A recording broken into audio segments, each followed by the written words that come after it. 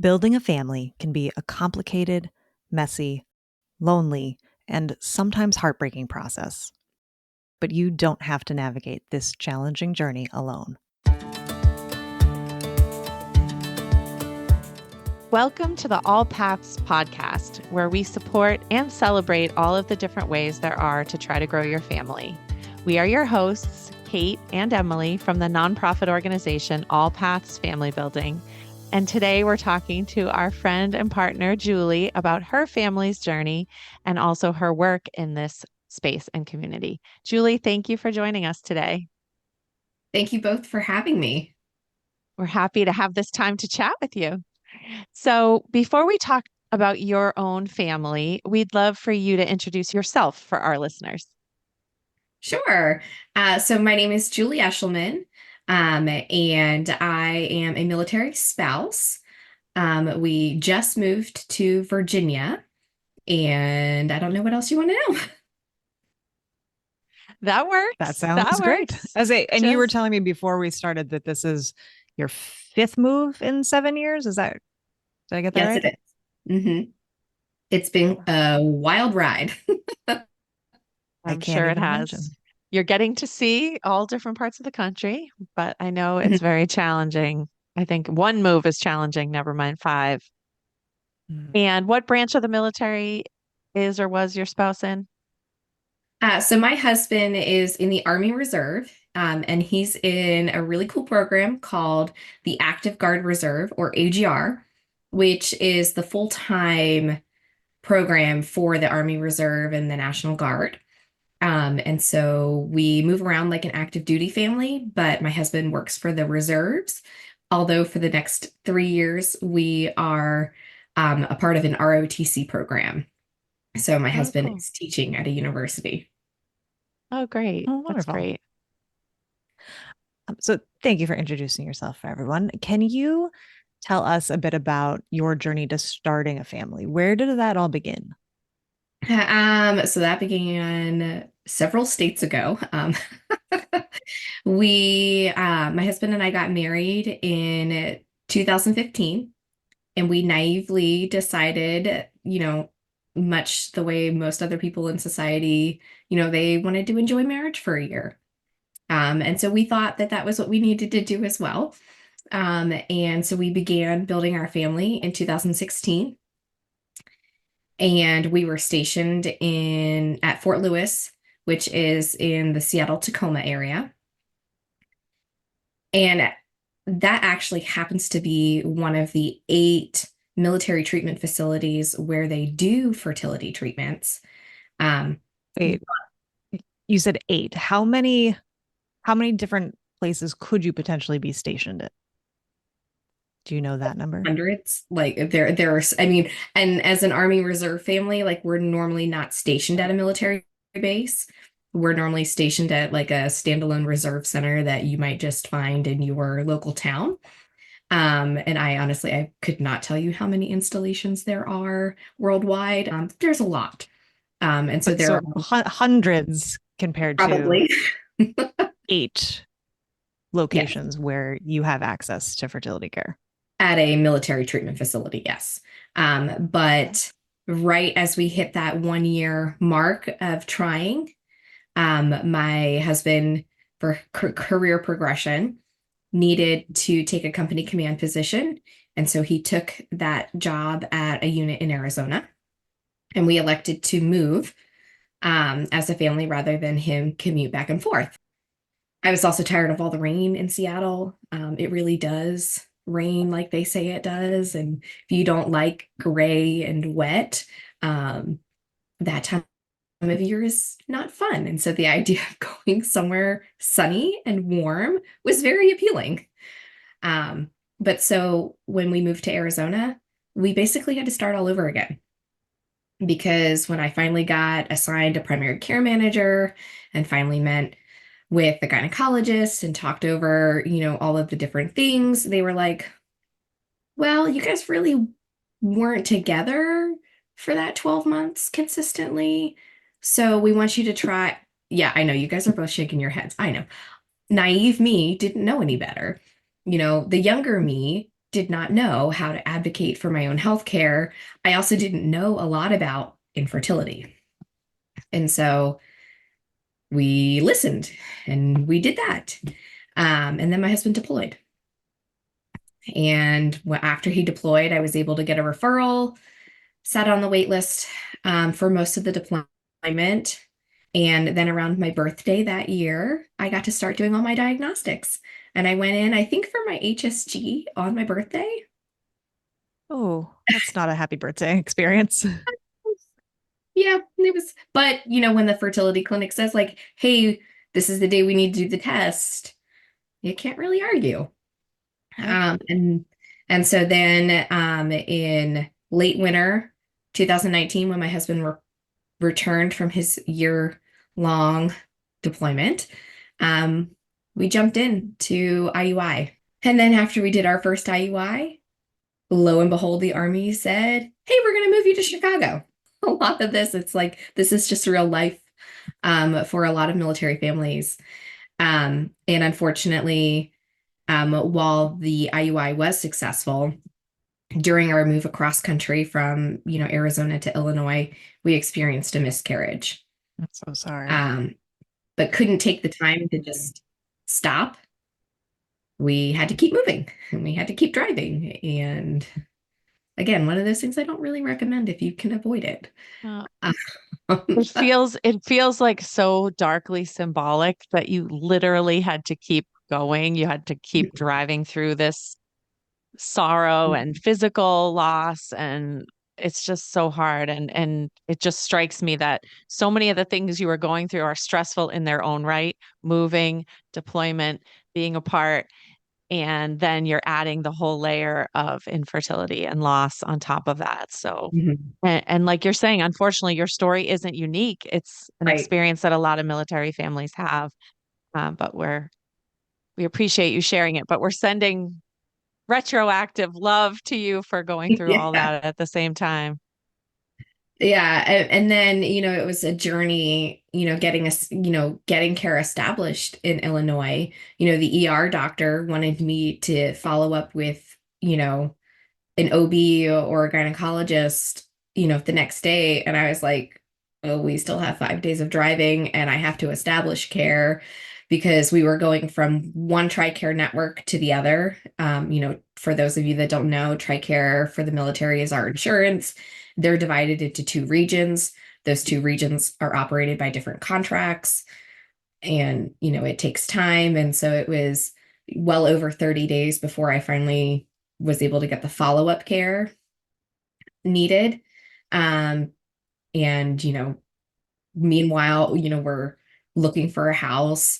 We're accepting our household goods. They're being delivered. We're unpacking. We're figuring out where everything is. And, it's a lot. And then, once that was all over, we had to find a fertility clinic. And that fertility clinic wanted to do its own diagnostics. So we have to do all of those fun tests again. And, the good thing, is, TRICARE does cover the diagnostics. They don't cover the actual fertility treatments like IUI or IVF, but the diagnostics and that stuff is covered. Doesn't make it any more fun to do all those. Um, and it was probably, I think, September. So we moved in May, had the miscarriage in May, and then it was around September when we were able to um, first get into a fertility clinic or at least get on their wait list to schedule an appointment. And then we were able to do another IUI. They agreed with our doctor's plan, 3 IUIs, then look into IVF because we had unexplained infertility. And our second IUI worked again. I didn't seem to struggle getting pregnant with fertility treatments. It was sustaining the pregnancy. With the second one, we experienced a missed miscarriage. It was drill weekend for my husband. So even though he works full time for the Army Reserve, he still has to do the 1 weekend a month, 2 weeks in the summer kind of deal as well. And so I had to go to our first OB appointment alone. I didn't really want to do that, because I was like, oh my gosh, we finally get to do this. Like, you should be here. And I went into that appointment. The first appointment they always said was with the nurse practitioner. Well, she was having trouble and, called the other doctor in and, they told me that the baby no longer had a heartbeat. And, that was really hard to do and to sit there. Like I could tell right away that there was something wrong when she had to go get the other doctor. Like, like you just know as a person, as a woman, like, okay, this isn't going the way it's supposed to go, even though I had never experienced it, I knew. And thankfully we had the support from my husband's unit. When I called him and told him what happened, they sent him home so we could, go through what our options were. We also had a trip. I don't know if it was like a week and a half or 2 weeks down the road where we were going to be going to Texas to visit my husband's grandparents.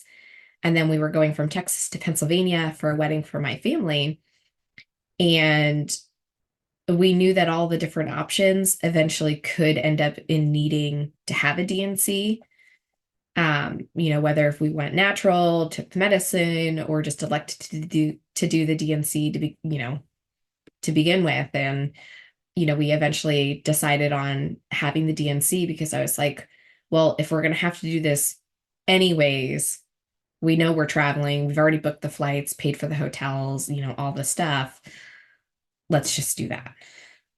I also didn't want to have to sit and wait for nature to take its course. Like that's, I think, one of the cruelest things you can tell a woman, in my opinion, is, hey, we just have to wait and see. And so we did all that. And then we tried our third IUI January of 2020, and it worked. And then my husband was away on a training, and I experienced a miscarriage while he was gone. It's funny how it always seems to happen when there's something going on with the military.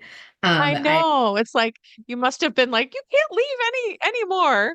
Yeah, Bad things happen when you leave. yeah. That I very much did feel that way. I didn't want to go to any appointments alone. After the second one, and then it was okay. It's time to do IVF. We couldn't have our IVF consult until April. And so this is January, and we're like, okay, we're going to do a Hail Mary, fourth IUI while we wait. And if days before we were going to be doing the procedure, I'm pretty sure you guys know what's coming. It's March 2020. Everything shuts down. Mm-hmm. And so our cycle was canceled. I I understood it, but at the same time, I was like on all these hormone, like we had already done all the injection, like, we didn't take the trigger shot yet, and so I just felt like we just flushed thousands of dollars down the drain. Yeah, it was so painful and stressful, And I know yeah. we were not alone in experiencing that, but it doesn't make any less No. frustrating. Yeah, exactly. And so we were able to pivot and do our IVF consult virtually, but we had to wait for clinics to reopen. We had to wait, for that. At that time, we still didn't really know what COVID was and how to deal with it. And so it was waiting. And then in July of 2020, we were able to do our egg retrieval. I ended up in the hospital with complications following that. And we elected to do the genetic testing on our embryos, because at this point, our doctor thought that maybe it was like an egg quality issue, that was maybe leading to our losses. Funny enough, we weren't able to do any testing when I had the DNC on the fetal tissue, because TRICARE only allows that procedure to happen after your third loss, which is, in my opinion, not good when recurrent pregnancy loss is defined as 2 in a row. That's a different rabbit hole we can go down another time.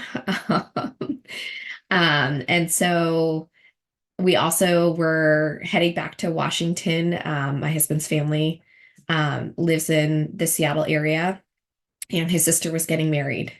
Their big wedding was, going to be a intimate family gathering because of COVID. And so we knew that we weren't going to be able to do a transfer right away because we were going for the wedding. But we also knew that my body needed to have a break, given my emergency room visit and hospital stay.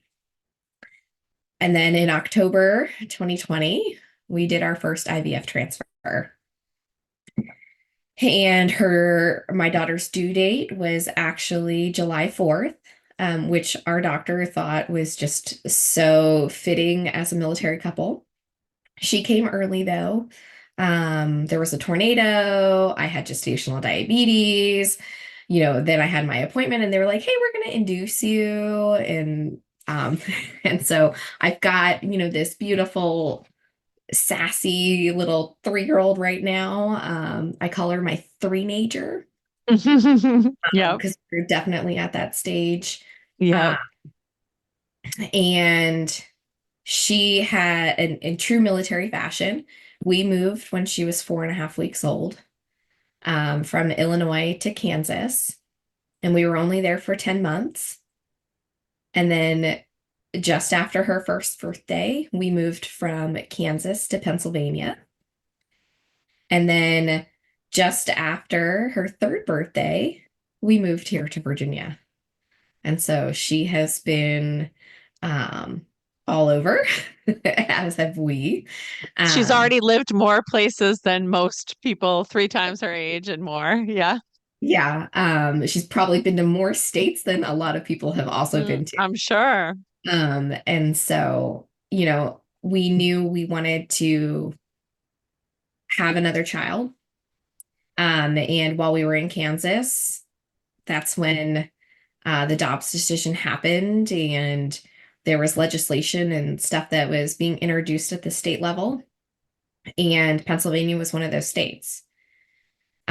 We knew we weren't going to be in Kansas long enough to even make it worth doing anything with our embryos in Illinois and traveling back and forth with a newborn. We knew we weren't going to be doing it.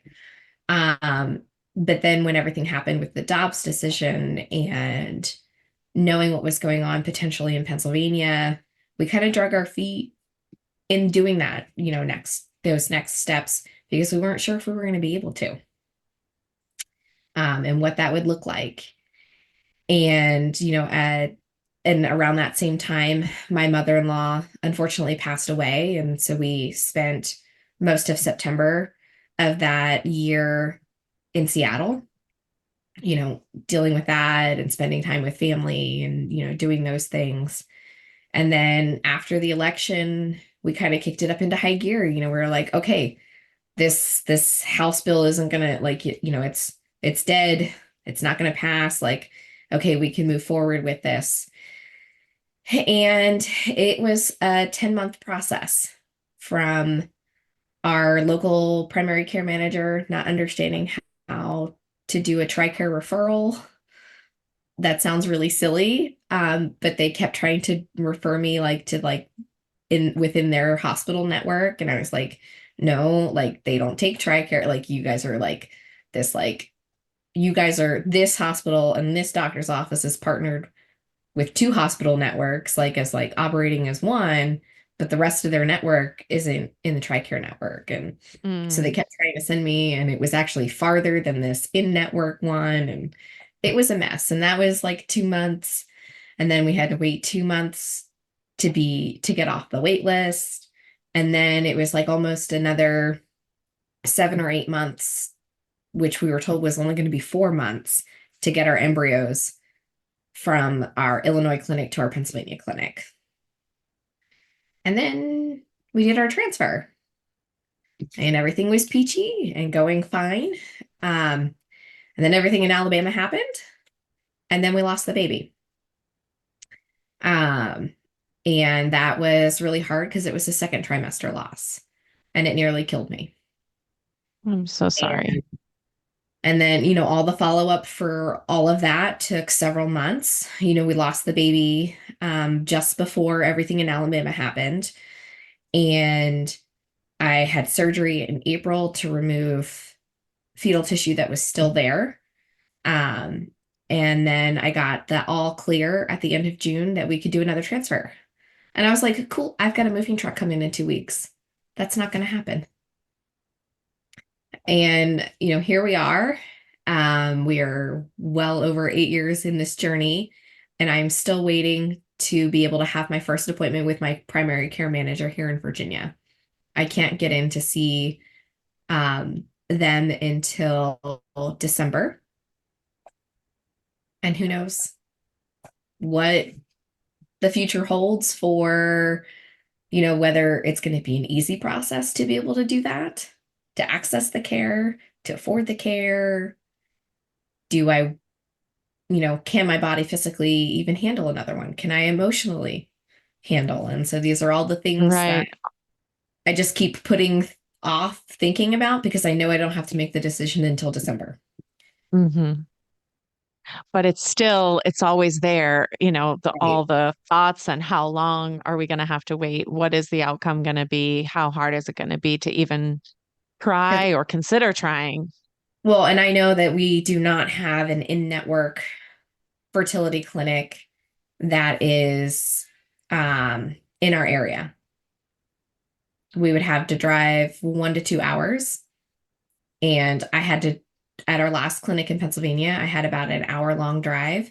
And when we were doing the transfer last fall, I spent 20 to 30 hours a week in the car going back and forth between appointments. Wow. And It's just that this is not access to care. I mean, that's what we always No. talk, this is not accessible care. right. And obviously there's already so much stress. And then, It yeah, just gets messy and it complicated does. and stressful on an So much already waiting. stressful lifestyle. Yeah. Yes, exactly.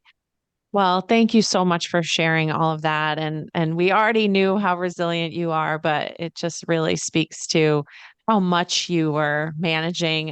It's a lot to hold, a lot to manage, and just so sorry for the losses you've experienced and all the challenges you've faced along the way.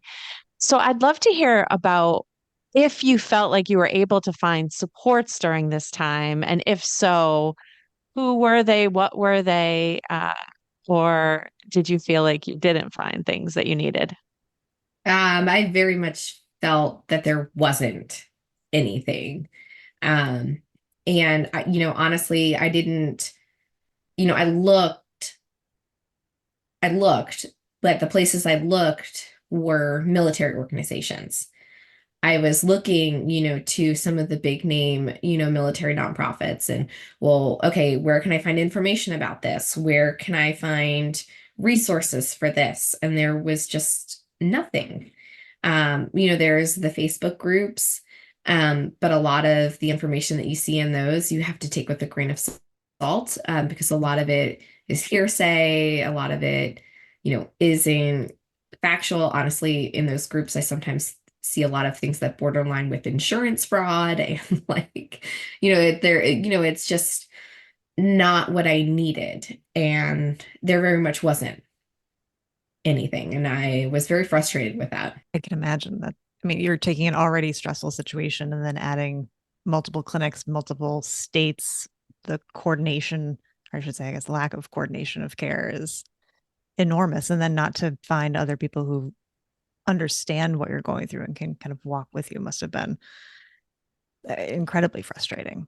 Yeah, like I did find some people that, within the military community that had gone through it, but there wasn't that education piece. There wasn't like a solid resource. It was just two people texting back and forth, which helps, but I very much Mhm. wanted more.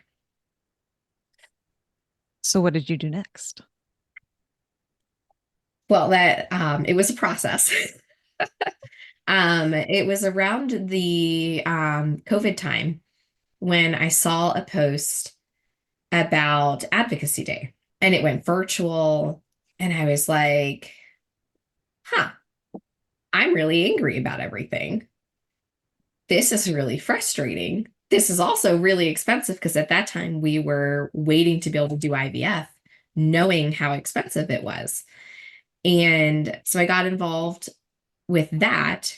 And over the years, that led to more and more involvement as far as like on the advocacy side, which I found very therapeutic in a way to be able to channel that frustration. And then it led me to starting a support group, which was the first, support group for the military connected community. And then that eventually led me to building a military families network because there just wasn't that military organization that understood those added stressors of military life combined with everything that we go through in our family building journeys. And so that's what I did. So you've talked a lot about the unique challenges that active duty and veteran families face. How does building military families network help people navigate those challenges? That's a great question, Emily. So we have our peer support groups. It is a space to come and talk with a trained support group host and peers that are going through similar situations. We have several different groups. We have our infertility groups. We have our miscarriage and loss group. And just in September, we launched our pregnancy after support group. So for those that are now pregnant, following infertility or loss, that journey is very unique and often very stressful. Absolutely. Well, we're so grateful for the work that you do and you spearhead, and we're proud to partner with you on some of it, and always uh, proud to be in community with you for sure. And I do think the experience that you had personally feels like it was made even more stressful in many ways by like the political environment, which I feel like is kind of intertwined with how you turned your pain into purpose through advocacy. Has it been stressful, like moving your embryos as you moved so many times, and when you had to move your embryos from the clinic in Illinois, what was that process like? And was it, any more complicated because of the political environment we're currently in? Yeah, I mean, it definitely was complicated. And I wouldn't say that moving them itself had the political stressors, but the decision, to begin treatment and to start that whole process very much was because we didn't know whether, the personhood laws and things like that would interfere with us being able to bring embryos from Illinois into the state of Pennsylvania if they passed something. Um, you know, we're very attuned to a lot of that, in our advocacy work that our two organizations do. And so we understand some of those nuances, I think, a little bit more than most people. And so we were very concerned. And that's why we waited so long once we got to Pennsylvania, because we knew it's expensive to do. And two, anytime you're moving or transporting embryos, that comes with a risk of losing those embryos, or, them thawing, Mhm. any number of things that could happen. And so it was just all of these different things compounded into it to make it really stressful. And then our two clinics kind of drug their feet and did a lot of back and forth. I often refer to myself as the ping pong ball in their game of in their game because I was the go-between. And it really was a process that shouldn't have taken that long. These are two clinics that operate under the same umbrella, have the same policies and procedures. And I was told by my Illinois clinic that this shouldn't be happening because, again, they operate under the same procedures and larger umbrella. You and would that they think that would streamline things, but unfortunately, that was it not was the case. supposed to. So I Yeah. don't know where the breakdown in, but all of that really compounded and added to what was already a stressful Hmm. situation. But it definitely probably cost us close to 6 months of our time. 6 months that maybe we could have done a second or a third transfer if we wanted to, Mhm. And I mean, the clock is always ticking. Exactly. Time just feels like one of our biggest enemies. It's like, Well, and oh, we knew we were only in Pennsylvania for 2 years. So right, pretty much, like I knew that the clock was ticking, right. not just my biological clock, but like the our time in Pennsylvania clock. Because, when we first started, we didn't know where we were going to be moving to yet. Hmm. Well, so I'd love for you to talk a little bit more about one of our collective favorite things, which is Advocacy Day. And so, for those who don't know, that is a fertility advocacy day that is sponsored by National Resolve and ASRM. And you have gone from participating in Advocacy Day to being a leader of Advocacy Day. So I would love for you to talk more about that evolution, which frankly has been wonderful to see. And I just have to give you a shout out because Julie spoke at a press conference in front of Capitol Hill in June when the Right to IVF Act was being first considered by the Senate. It was a very difficult, literally difficult environment in which to speak. And speaking in front of a group of members of Congress and a bunch of other people is hard enough, but it was just a extra difficult experience. But you were so awesome, and you've really become a leader in this. So I'd love you to talk about that and also some of the current advocacy issues, and particularly those that impact military families. Yeah. So I already kind of talked a little bit about it, because my advocacy journey very much influenced leading and founding, Building Military Families Network. So in 2020, when Advocacy Day went virtual, I, took that 5 seconds of courage to fill out the application and be like, yes, I want to do this. It was definitely scary, to like all of a sudden, like, okay, like I'm actually going to talk about like how hard this is, for me as a military spouse, as military families. Um, and it led to just this power and passion and wanting to help inspire more people to use their voice. And I also was a little frustrated, as a military spouse. When I registered that first year, there was nowhere for me to put in my mailing address and my voting address because they are not the same. I am an Arizona resident, and so I vote in Arizona. But we were living in Illinois. And so for that advocacy day, I was able to participate in Illinois, where, I am technically a constituent, but I'm not a voting constituent. And so, like, I really wanted to be able to use my voice in a state where infertility isn't as protected as in Illinois. Um, and so that, inspired, and kind of lit a fire in me to get more involved in the planning process. And so, the next several years, I was a part of the Advocacy Day Planning Committee. Um, they then decided to create a military task force and asked me to lead that so that we could really engage the military and veteran community on a different level. And then, I guess last summer, they had the applications out for co-chair for Advocacy Day, and I kept seeing it, and I was like, they're not gonna pick me. Like, they really want me to continue doing the military or, mentor a new military subcommittee lead. Um, who am I to like lead Advocacy Day? Because there had been some really amazing co-chairs that have come before me.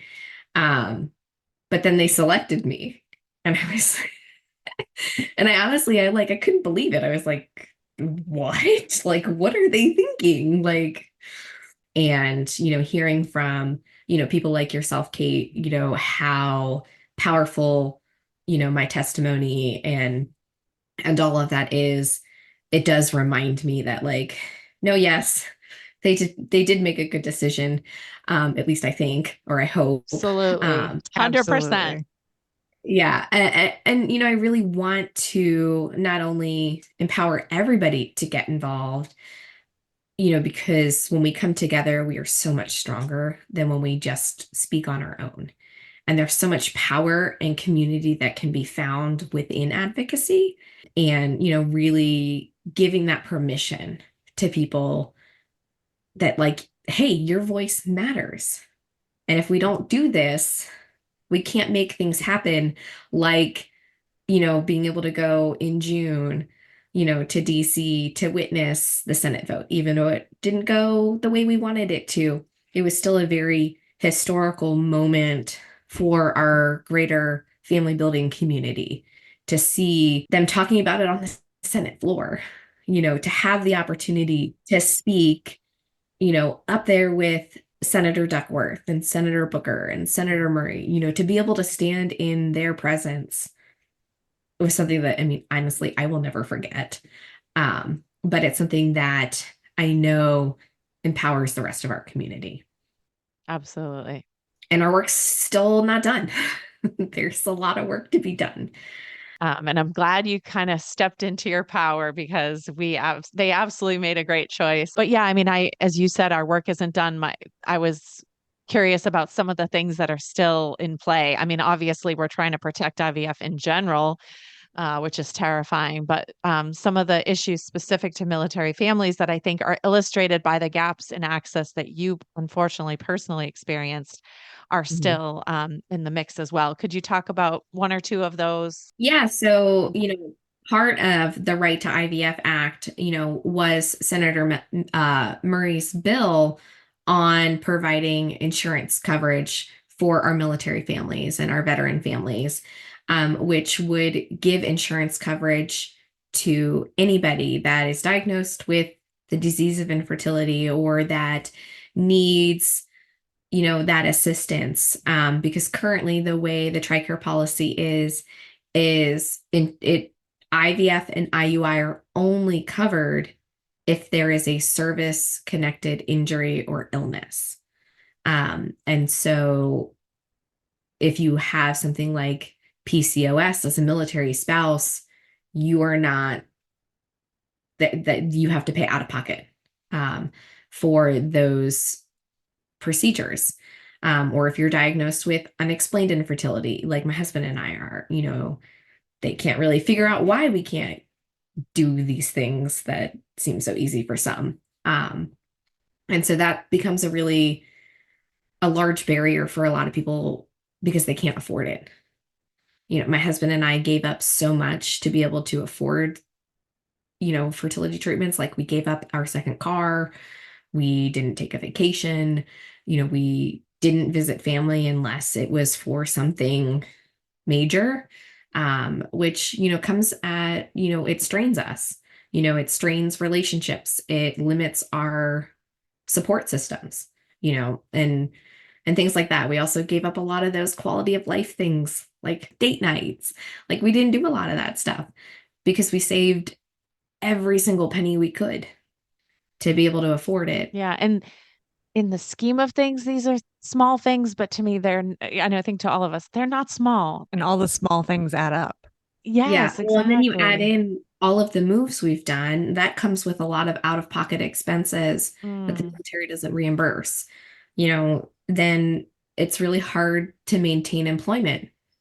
So then you have these other factors of military life that also factor into the affordability of these. And infertility is a disease, and, we need TRICARE to treat it as such. Absolutely. So, So, we could talk for hours, but unfortunately, it is about time to wrap up. Um, Before we do, is there anything, are there any parts of your story that we haven't asked about that you would want to share? I don't think so. If anybody wants to read more about my story, they can check out my infertility memoir on We Are the Mighty. It is a in-depth, like I think I've written 10 chapters so far That is wonderful. So if anybody is interested in that, they can read more about my story there.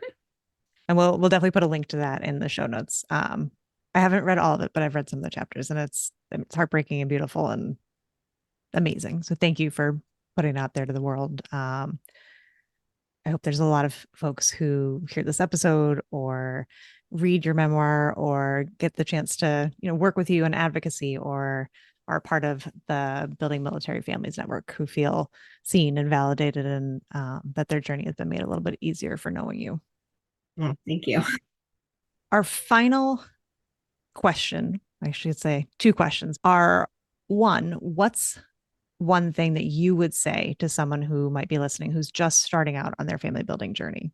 And then the flip side of that is what's one thing that you wish people would stop saying to anyone Oh, who is struggling to build their family? I know, just one, or well, a couple maybe. Also, I'd say, to somebody that's just starting out, you don't have to go through this alone. There are so many great organizations, communities, that you can find that support that you're looking for. And if it's not there, talk to us.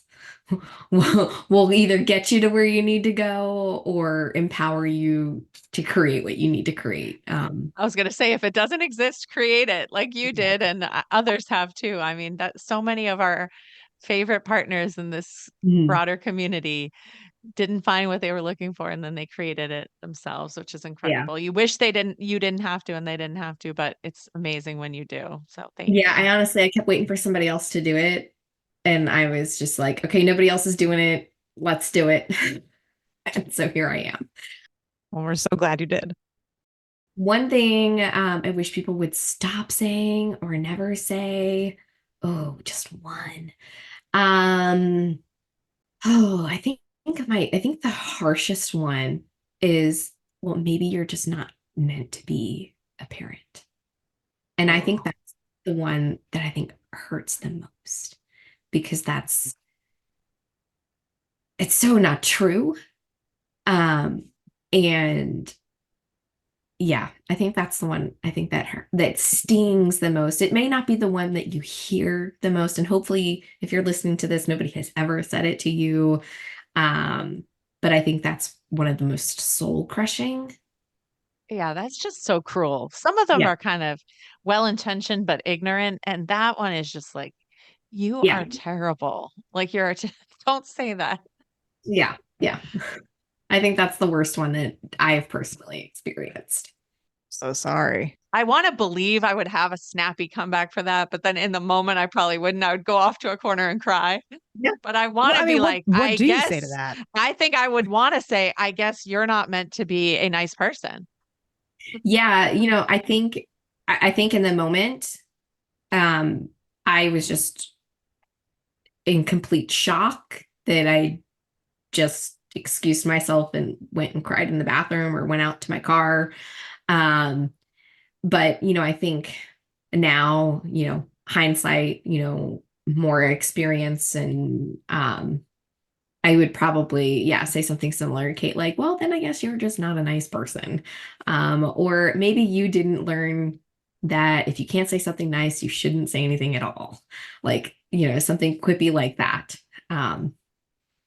But yeah, if somebody says that to you, please, please do not let that in.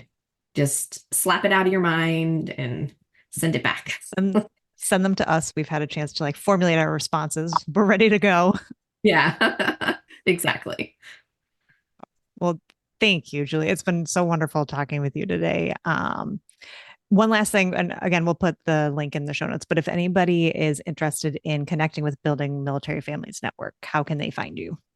They can find us on our website, buildingmilitaryfamiliesnetwork.org. They can find us on social media, or they can find us, I think, on the All Paths Family Building website, in our support group that we offer in partnership. That's correct. Wonderful. Thank you so much for chatting with us today and for everything that you do for this community. we're super excited for Advocacy Day with you at the helm in 2025. Can't wait for that. But thank you for absolutely everything. Yeah, it's an honor. And thank you both for inviting me to be on your new podcast. We hope you'll join us next time for more family building stories and resources. Be sure to subscribe wherever you listen to podcasts to make sure you never miss an episode. And follow us on social media at allpathsfb or visit our website, allpathsfb.org, for more information about our work. All Paths Family Building is so grateful to the members of our circle of support who are vital to our ability to provide emotional support, education, and advocacy that is open to anyone struggling to grow their families. Today, we want to give a grateful shout out to our rainbow sponsor, Cryoport Systems. Thank you for joining us for this episode. Please help spread the word so that anyone who is struggling to grow their family can join the conversation. It's an honor to walk with you on your family building journey.